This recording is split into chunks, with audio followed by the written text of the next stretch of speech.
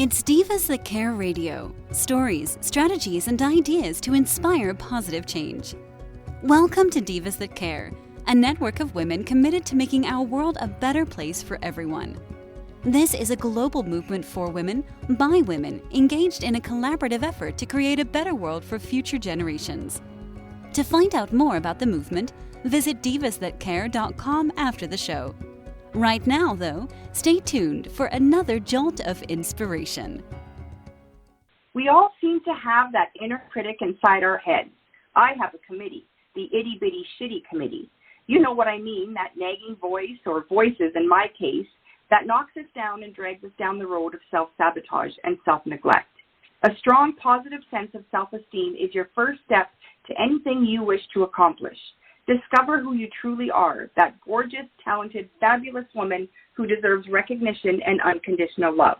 You know the most beautiful thing any woman can wear is confidence. Here on Confidence in Bloom with the Divas That Care Network, I, Tina Spolatini, speak with women living in their own self-confidence about who they truly are, how they found themselves, and how they care for themselves. Today I'm speaking with an amazing woman, Nan McKay. Nan is passionate about empowering women to live a meaningful life with zest, achieve success in their business, and provide leadership training to the next generation. Her energetic and upbeat personality shines through in all her endeavors as she continues to empower women in their personal and professional lives. People usually find it interesting that she's 80. She has no idea how that crazy number happened, by the way. Welcome, Nan. Thank you, Tina. I appreciate that. And you're absolutely right. I have no idea how that happened. You know, it's funny because, I'm in my early 50s, and sometimes when someone asks me how old I am, I really have to think, right? 50 was a big number, so that year I told everybody I was 50. But really, I still feel like I'm in my 30s some days. Some days I feel like I'm well over 100. But sometimes I feel like, I don't know, how old am I? Time goes by way too quickly. Totally agree. I guess I could say I'm 20 times 4. Right, that would you stop could. it. But then we all have to stop and think. We have to think, okay, what is that? Yeah. Nan, tell me, what is your profession or your business? Like, what exactly do you do? Well, I provide resources in 3 areas: leadership, entrepreneurship, and marketing for both business owners and for organizations. I'm also a speaker, do a lot of speaking engagements, an author. I have a best-selling book, and a quiz funnel creator, which is really the number one lead generator in creating an email list. So the people who are really trying to find their email list, get more clients, get targeted clients, that's a great option for them. Oh, that's great. So you don't, it's not just like a book, like lots of people have their funnels set up as an ebook. This is something kind of different then. Oh, I've tried ebooks. I tried spreadsheets. I've tried practically everything, and nothing even came close to this. It's a fairly complicated process, but I've made it pretty simple because I found when I did it and learned it, I increased my targeted leads. Get this is true, by 1,025%. Oh my when goodness! When you can increase your leads like that, you've got a winner. And the key is how to segment your market, find out more about your client, so that you're doing a whole lot more than just generating an email list. You're also getting a client that is targeted to your audience, your ideal client. You can figure out exactly what their pain points are, and now you've got an entree with your business into solving the pain points of your ideal customer. Wow, that's amazing. That is amazing. I love that. Are you celebrating anything this week? Well, it was funny. I've been looking for a charity. I worked in subsidized housing for most of my life since 1963. And I wanted, when I make enough money in the business, I wanted to do some sharing of that with a donation to a charity. But I've been looking for a charity, and I'm thinking, gosh, I want somebody local where I'm living. And I just moved up to Vancouver about a year ago. Vancouver, not Canada, but Washington. So I found a charity, went to their event, and I'm thrilled to say it is called Share. And they help people who are homeless. They help provide meals. They provide housing. So it's right in my wheelhouse. Oh, that's perfect. And, yeah, and, you know, there's lots of those charities that still need, like, a lot more support. Yeah, definitely. And, you know, the people who are homeless, especially female head of household, there's an ending supply of people. And so, therefore, we've got to be sure that we are constantly looking at their needs and addressing their needs. And to me, that's empowering women, sometimes just by survival. Yeah, isn't that the truth? That's, yeah, good for you. Excuse me. How do you celebrate your wins and yourself? Well, I like wins, just like everybody else. And I would say that when I have a win, I really get motivated to do it again. I want to get another win. So it's definitely a motivator. Doesn't come every day, but when I get them, I like them. You like them. Yeah, you sound like someone who always has a lot of energy. Oh, yeah. That's amazing. I'm not like that. I don't have a ton of energy. Tell me about a challenge. Oh, I'm sorry, Nan. Go ahead. I think what drives my energy is what I do. I love what I do. And so it's hard not to feel energetic because you can hardly wait to get to the next piece, the next thing to learn. Artificial intelligence, I'm just enthralled with what it can do for marketing, into showing other people what artificial intelligence can do for your social media, to create a course, or just about anything that you need creative ideas for, and then flush them out a little bit. It's absolutely amazing. Wow. I feel like I need to have you, like, next door to me. That'd be fun. I feel like, yeah, I feel like there would be, like, there's always something I can learn from you. Well, there's always something I can learn myself. So I am learning constantly. And I'll tell you, the last 4 or 5 years, when we have seen the dramatic changes in the digital market, you know, when we look at having to learn a new way to market, a new way to do your business, all the new apps, a new way to communicate and network with people, it's of learning that needs to be done. No question about it. Yeah. Yeah, I mean, you cannot learn everything, right? Our lifetime is not long enough to learn everything. There's always something to learn. Well, especially me, where I'm 30 years older than you. Right. I haven't got a whole lot of time to learn this either, but I am just going to pack it in and learn everything that I really think I need to know in order to be successful in what I'm currently doing. Right. You know, my grandpa used to say that our days on earth are done when we have learned everything we're meant to learn. Oh, God, I'm going to live to be 190 then. Right. I was just thinking that. Someone like you will live forever because you want to learn more, right? Exactly. Yeah. Yeah. So, you know, all the power, like, I hope that that's how it's going to be for you. Tell me about a challenge that you have faced and how you've dealt with it.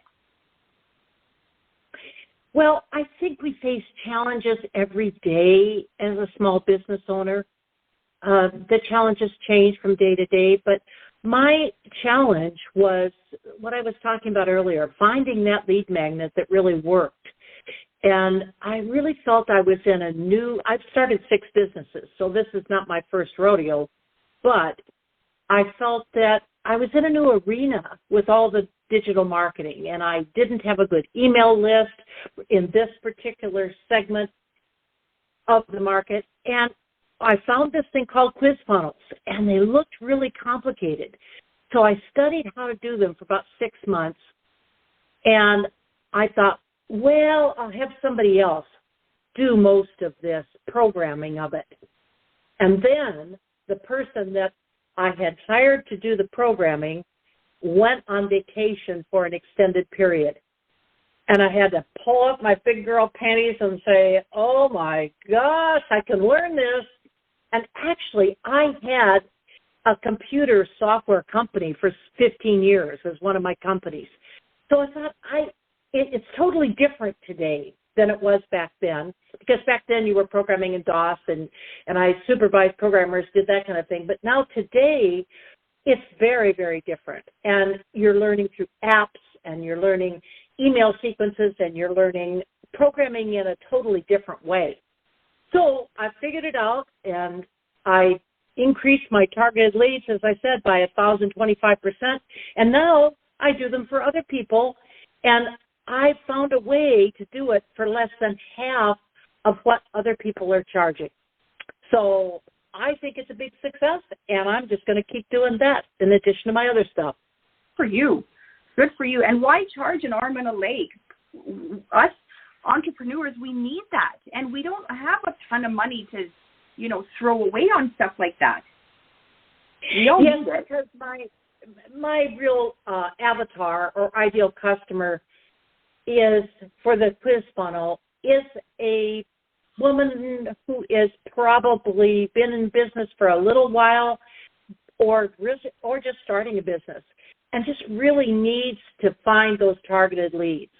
And you don't have a lot of money. You can't spend the typical quiz funnel to build it goes from $5,000 to $15,000. That's more than the small business owner can afford.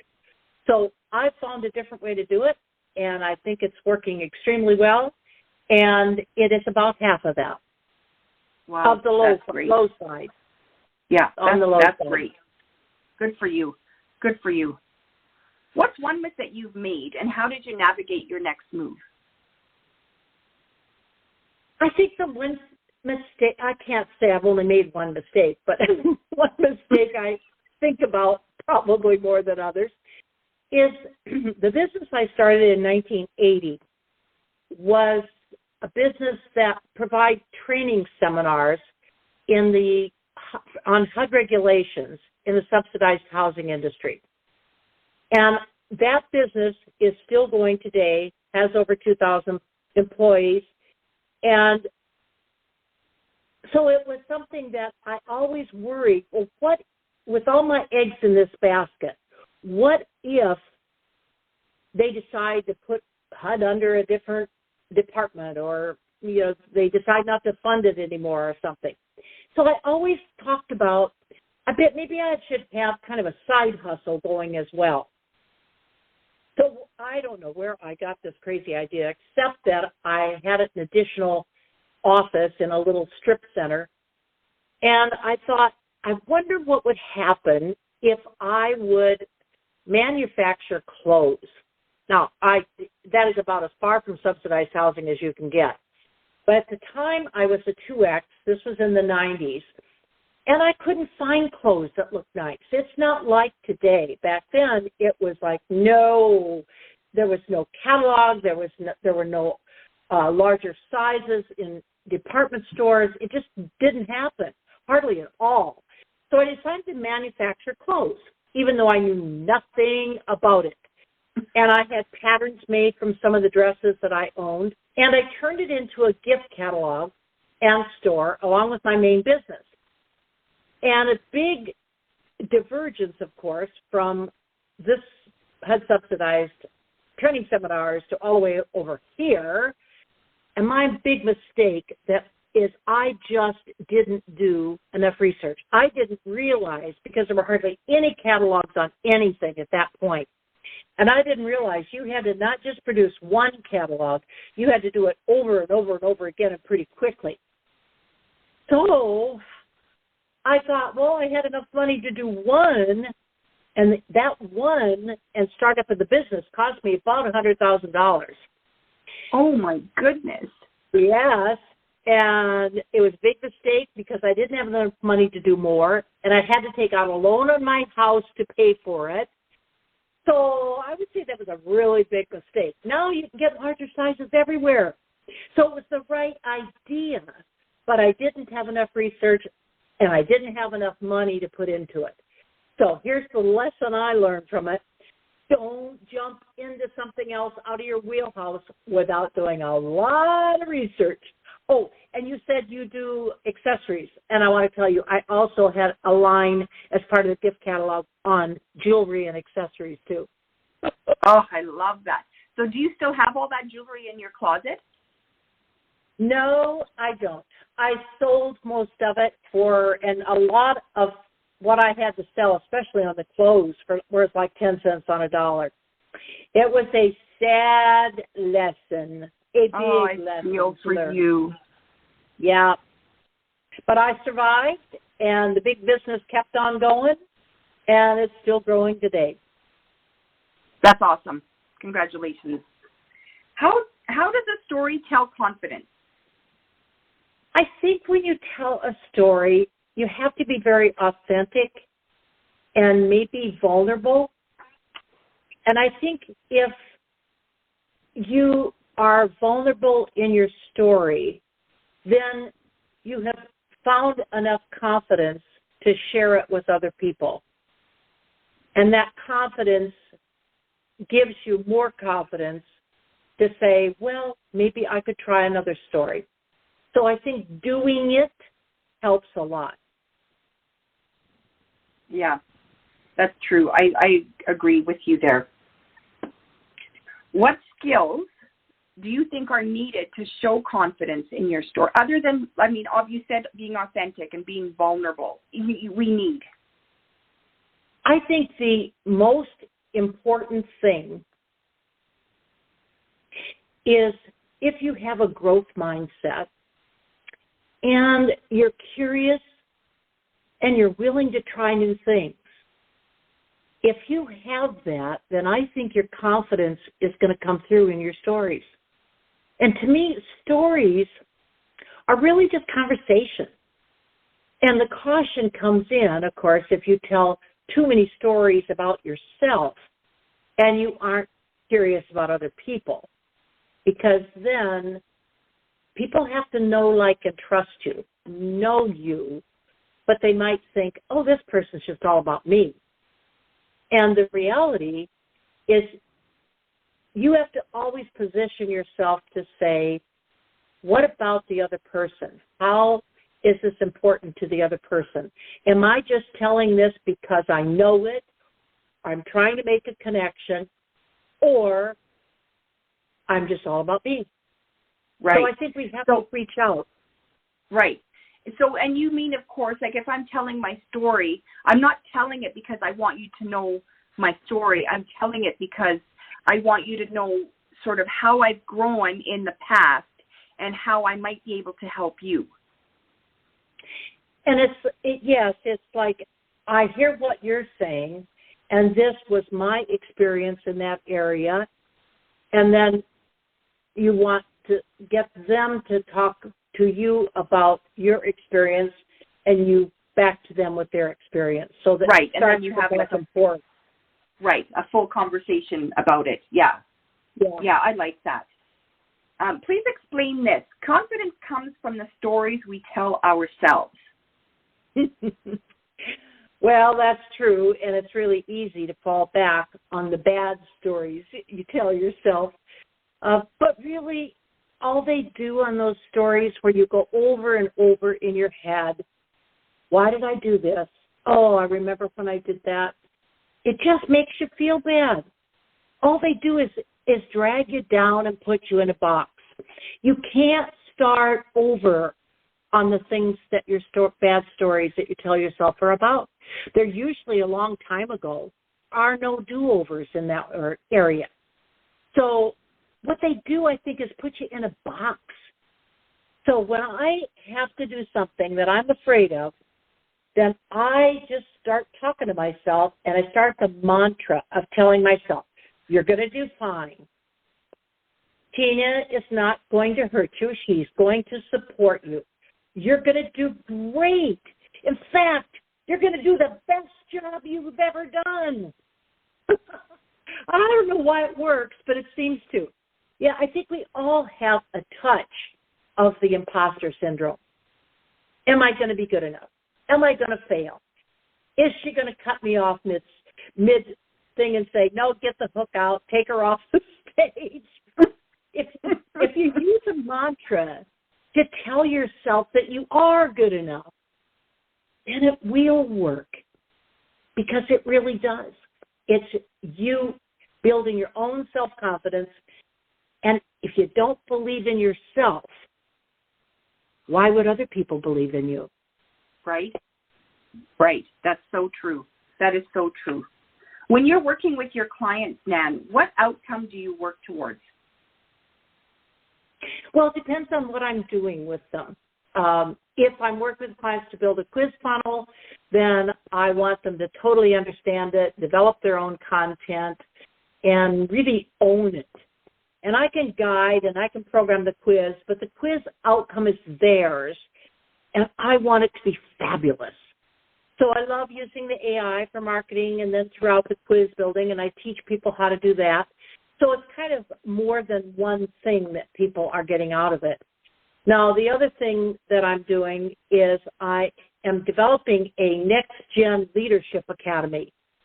I'm concerned that 10,000 baby boomers are retiring a day, and there's not enough people behind them that we are teaching leadership skills, that we are mentoring to grow.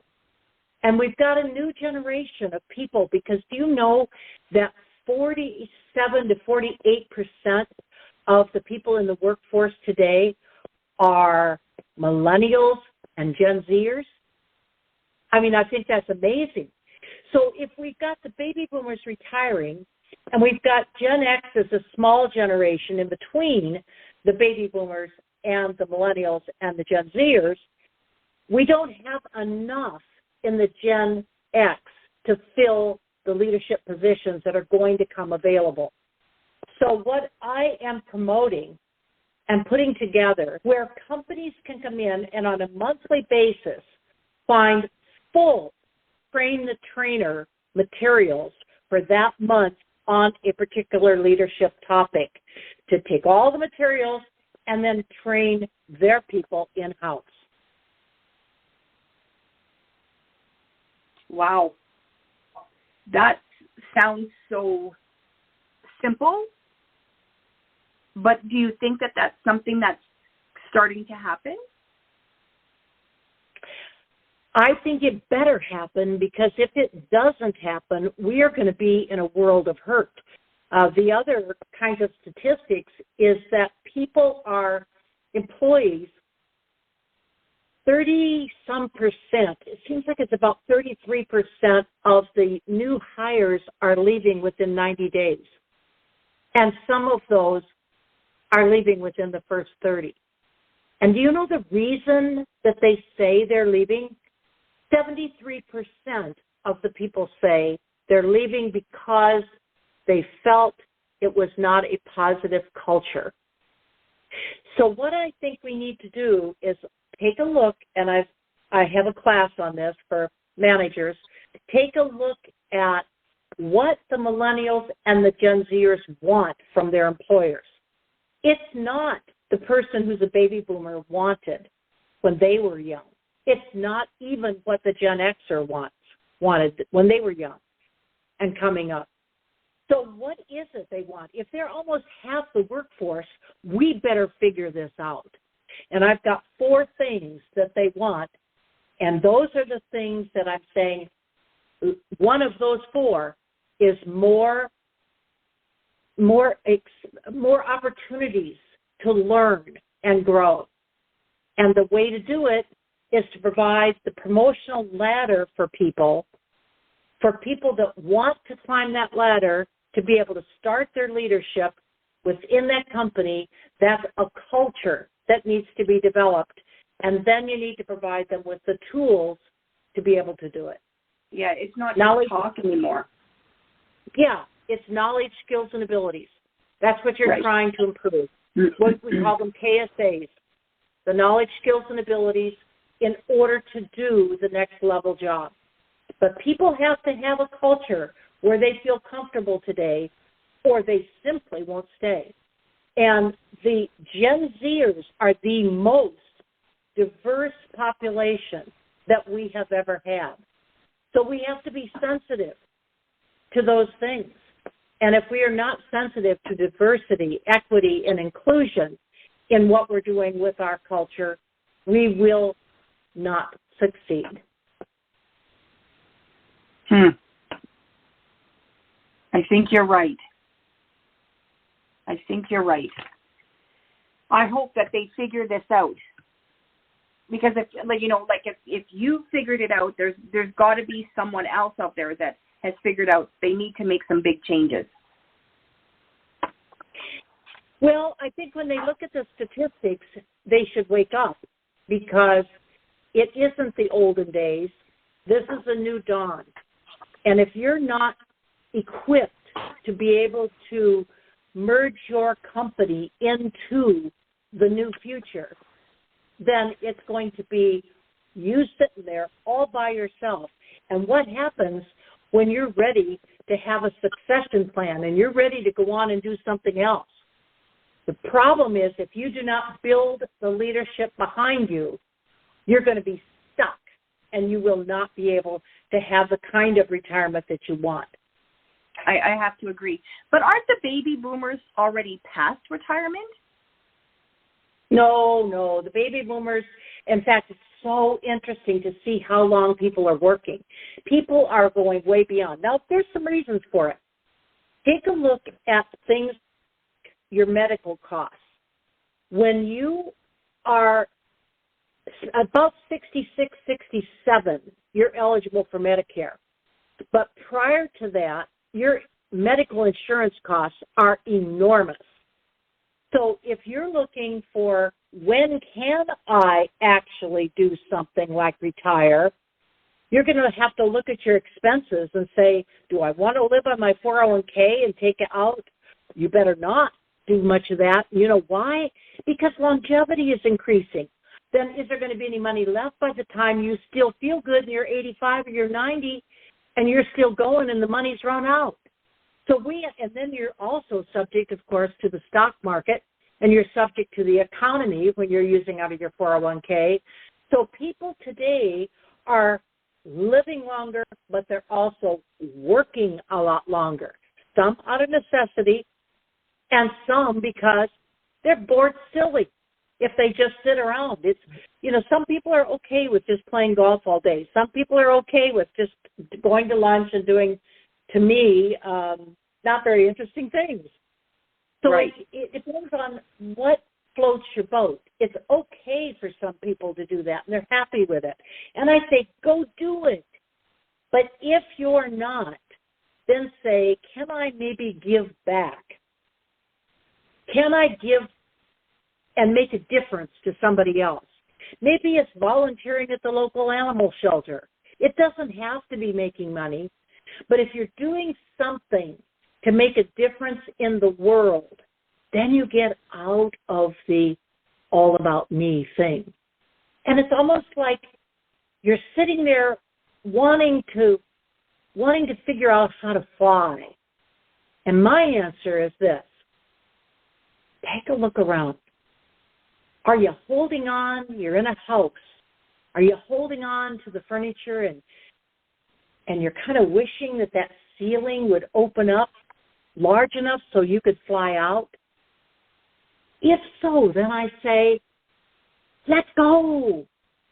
Let go of the furniture and open that ceiling wide enough so you truly can fly. I love that. That is absolutely beautiful. Thank you so much for joining me today. Now, I know you have a long list of social media handles. Maybe give us our website, your website, for the listeners so they can get in touch with you. Well, just about everything is under Nan McKay Connects. So it's nanmckconnects.com, and whether you're Facebook or your LinkedIn or your Instagram, it's all Nan McKay Connects is how you get there. If people want to get in touch with me, my email is nan@nanmckconnects.com, and I just wish everyone, I wish them the ability to take that first step to fly. Thank you so much, Nan. You're welcome, Tina. It was fun being with you. Yes, thank you. Confidence in Bloom is a celebration of self-love, a confirmation that you're an amazing, desirable, brilliant, gorgeous, talented woman, even though you may not look like a screen star or a supermodel. The truth is, they don't even look like that. We offer unconditional love to our partners, our children, our extended family, even our pets. It's high time we got out of our own way and learned to unconditionally love ourselves. Chic definitely does come in every shape. So if you want something to believe in, start with yourself. If you'd like to be a guest here on Confidence in Bloom and chat with me, contact me through Instagram at infobloomstyling or by email at tina@infobloomstyling.com or through the Divas That Care website. Thanks for listening. This show was brought to you by Divas That Care. Connect with us on Facebook, on Instagram, and of course on divasthatcare.com, where you can subscribe to our newsletter so you don't miss a thing.